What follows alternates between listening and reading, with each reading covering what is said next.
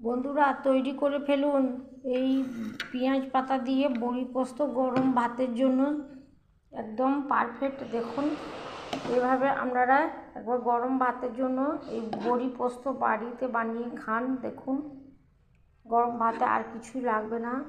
বড়ি তো অনেক রকম করে খেয়েছেন, একবার এই শীতে পেঁয়াজ পাতা থাকতে থাকতে একবার এইভাবে বানিয়ে খান।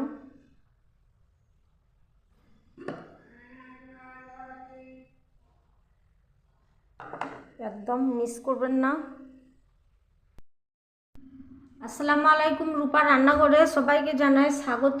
আজকে আমি রান্না করব পেঁয়াজ পাতা দিয়ে বড়ি পোস্ত। প্রথমে আমি কড়াইয়ে সর্ষে তেল দিয়ে দিচ্ছি। আমি সর্ষে তেলেই রান্নাটা করব। বড়ি পোস্ত অবশ্যই সর্ষে তেলেই রান্না করবেন।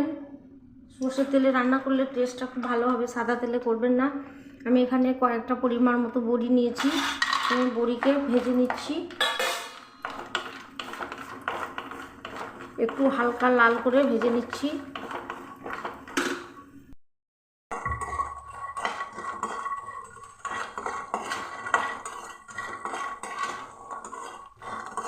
আমার বড়ি ভাজা হয়ে গেছে, এবার আমি তুলে নিচ্ছি, আর লাল করব না।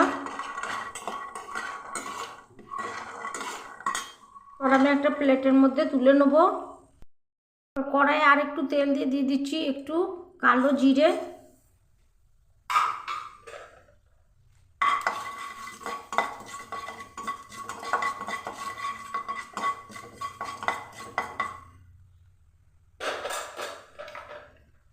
দিয়ে দিচ্ছি কাঁচা লঙ্কা চেরা, আর দিয়ে দিচ্ছি পেঁয়াজের পাতা কেটে কুচি কুচি করে কেটে ধুয়ে পরিষ্কার করে নিয়েছি।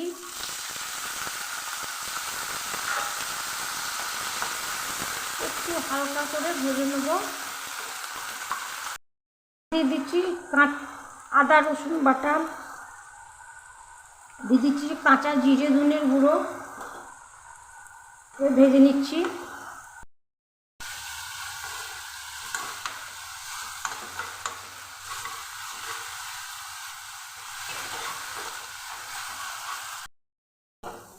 এবার দিয়ে দিচ্ছি পরিমাণ মতো জল।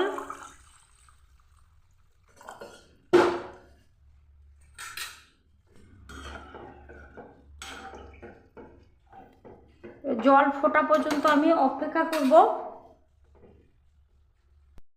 জল ফুটে উঠেছে, এবার দিয়ে দিচ্ছি ভেজে রাখা বড়ি।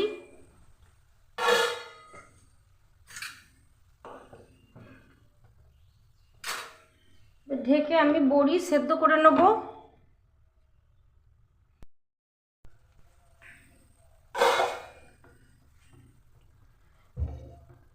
ঢাকনা খুলে চেক করে নিচ্ছি, মাঝে মধ্যে আমি ঢাকনা খুলে একবার করে নেড়ে দিয়েছিলাম, এবার আমি চেক করে নেব।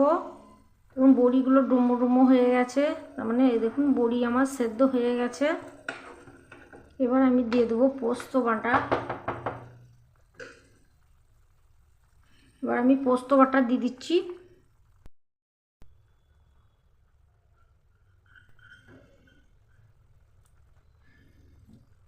এবারে পোস্ত বাটা বাটিতে আমি আরেকটু জল দিয়ে ভালো করে বাটিটাকে ধুয়ে দিয়ে দিচ্ছি।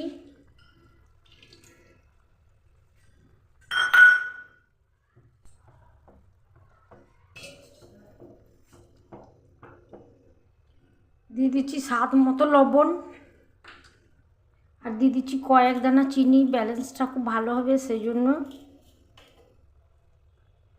আমি আর কিছুক্ষণ একটু সামান্য 5 মিনিট জাল দিয়ে নেব। ছড়িয়ে দিচ্ছি একটু সরিষার তেল, আর দিয়ে দিচ্ছি ধনের পাতা কুচি, কাঁচা লঙ্কা কুচি দিয়ে একটু দমে রেখে দিচ্ছি। গ্যাসটাকে অফ করে দিচ্ছি। পাতা বড়ি পোস্ত একদম রেডি।